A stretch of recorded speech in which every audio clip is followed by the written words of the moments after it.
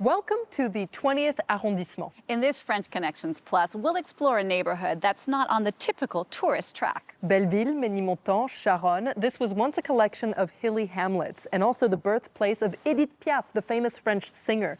These days, it's home to the world's most visited cemetery. Join us for this French Connections Plus special Paris Neighborhoods edition, where we explore the 20th and last arrondissement of the capital.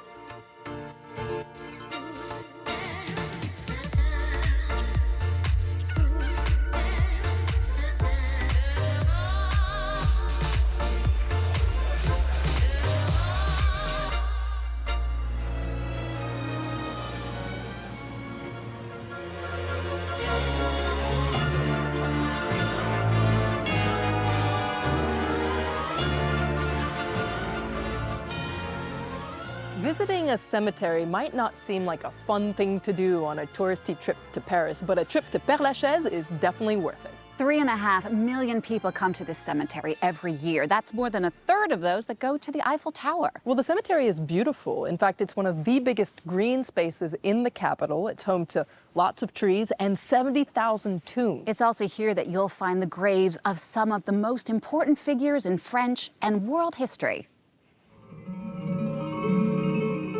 Père-Lachaise is a secular cemetery and the final resting place of many of France's cultural elite, from Marcel Marceau to Molière.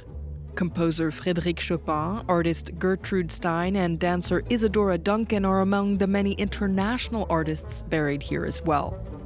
Many tombs offer clues as to what their owners did while living.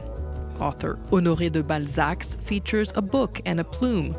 Painter Jericho has an artist's palette, and singer Alain Bachung part of a vinyl record. His tomb is covered with kisses, as was that of playwright Oscar Wilde before being protected behind glass. One of the most popular stars at Père-Lachaise is Jim Morrison, the frontman for The Doors. His fans used to leave graffiti and beer bottles. Now they fill a nearby tree with chewing gum. Antoine Parmentier brought the potato to France in the 18th century, and his grave is covered with spuds. But perhaps the cemetery's strangest tradition is linked to a 19th century journalist named Victor Noir. A life-size bronze statue of the moment he was assassinated marks his grave, with a very noticeable bulge in his trousers. Legend has it, leaving a flower in his hat and rubbing the protrusion will increase fertility and greatly improve your sex life.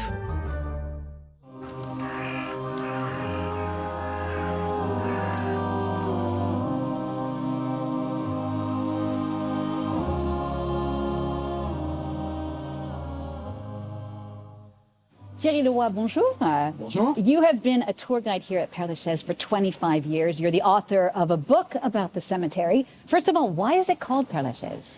Alors, le cimetière s'appelle le Père-Lachaise car du temps du roi Soleil, la communauté jésuite s'installe sur cette colline et se fait construire un magnifique château. Et le résident principal, c'est le révérend père de Lachaise, qui était tout simplement le confesseur de Louis XIV. Lorsque Bonaparte demande que les cimetières soient en dehors de la ville, c'est la campagne, et donc les Parisiens vont voir ce cimetière, mais le château va être encore là. Il sera démoli qu'une dizaine d'années après l'ouverture du cimetière. Donc que voit le Parisien? Un nouveau cimetière et le château où habitait le révérend père, dont le Parisien l'a tout de suite appelé le cimetière du Père-Lachaise. And why did authorities decide to put the Père-Lachaise here in the 20th arrondissement?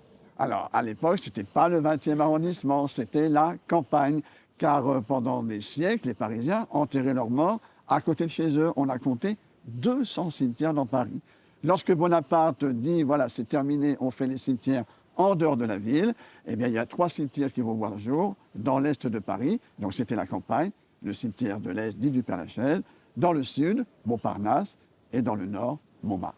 But at the beginning, no one wanted to be buried here, and they needed a big marketing strategy to get people to come. Oui, parce que je vous l'ai dit, 200 cimetières dans Paris, donc les Parisiens enterraient leurs morts à côté de chez eux. Et vous savez que quand on change les habitudes parisiens, c'est compliqué. Et là, on leur a imposé d'enterrer leurs morts loin de la ville. Donc le cimetière ouvre en 1804. Une dizaine d'années, on n'a que 2000 concessions de vendues, donc ça ne fonctionne pas. On va avoir une idée de génie, ramener des gens célèbres, on pense à Molière, La Fontaine et le fameux couple du Moyen-Âge, Héloïse Isabella, dont on ramène le reste mortel supposé en 1817. 5 ans après, 1822, 13 000 concessions vendues. 8 ans après, 33 000 concessions vendues. This is the place to be. It certainly is the place to be. It's also a very political place.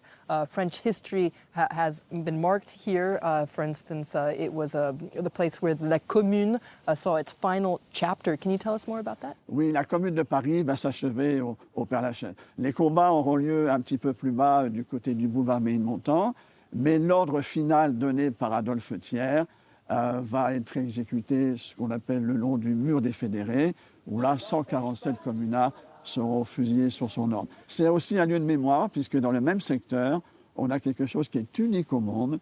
C'est un monument pour chaque camp de la déportation. Et ça, on est très fiers, parce que c'est unique au monde. The Père-Lachaise is one of the most famous cemeteries in the world. What does it take to actually get to be buried here? Il faut être mort. Il faut être mort, mais la loi française, elle est très simple pour être enterré dans un cimetière français.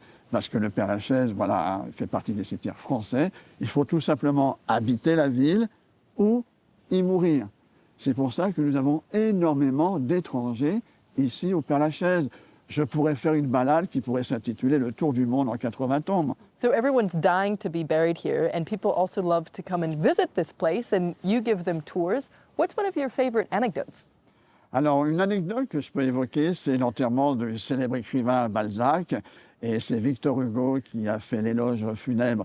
Et Victor Hugo était très grandiloquent, et lors d'un discours, il a glissé sur le pavé qui était humide, et il a été rejoindre Balzac dans la fosse, ce qui fait qu'il a fallu l'exhumer, effectivement. C'est long. I don't want that to happen. I don't want that to happen either. Thierry Leroy, thank you so much for being our guide here at Père-Lachaise. Now, one of the most famous French people to be buried here was the singer Edith Piaf. The French icon of the chanson française was actually born in the working-class neighborhood not far from where we are right now.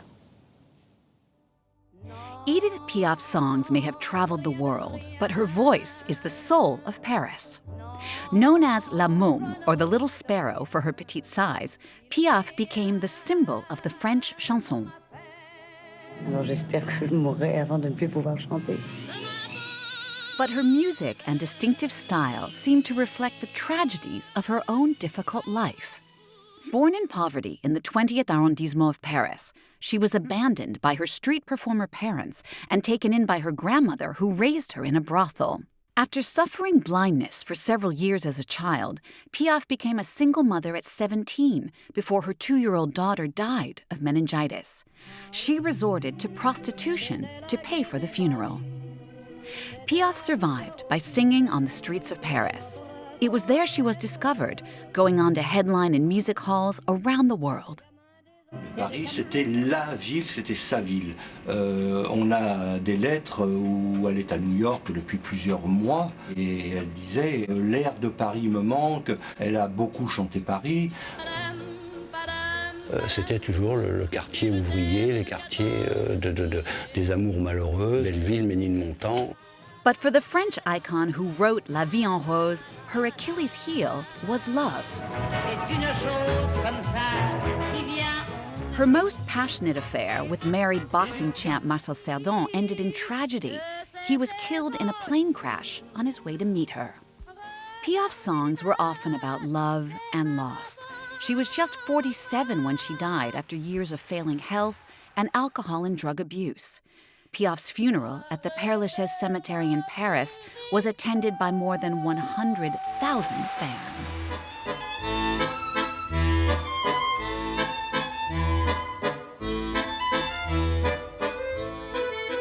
Bonjour, hello. Je vous connais, Milo. Vous ne m'avez jamais vu. Je ne suis qu'une fille du port, une ombre de la rue.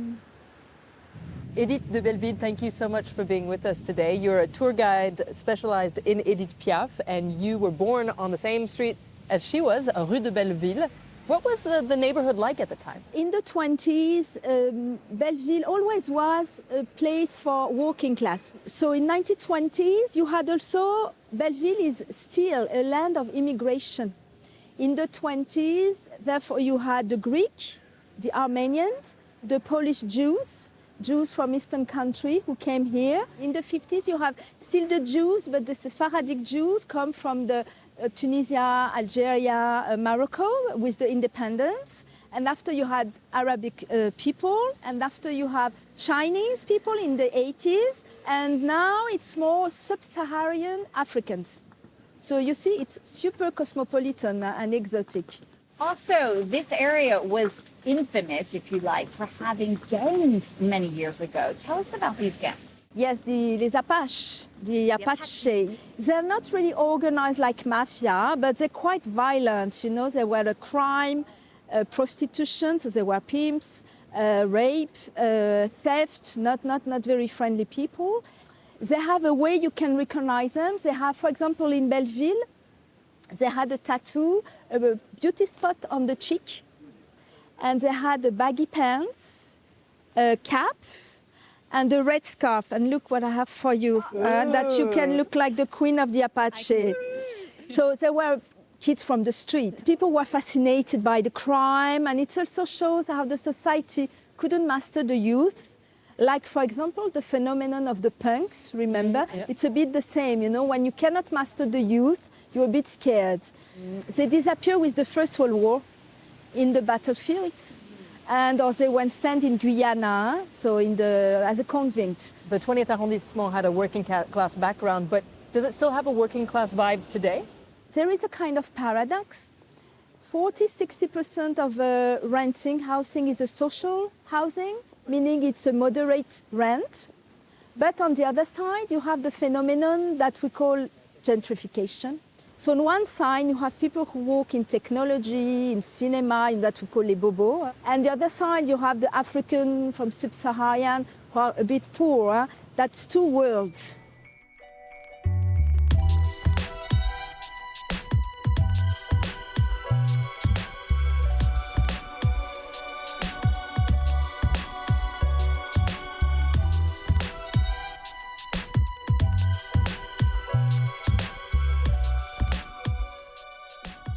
We'll leave you here at the Parc de Belleville, a lesser-known park of Paris that, in my opinion, offers the best view of the capital. Belleville is a colorful neighborhood that's partly in the 20th arrondissement that deserves its own upcoming show. And speaking of new shows, let us know if there's another neighborhood of Paris that you'd like us to check out. You can tweet me at Villeminot, and we'll see you soon for another episode of French Connections.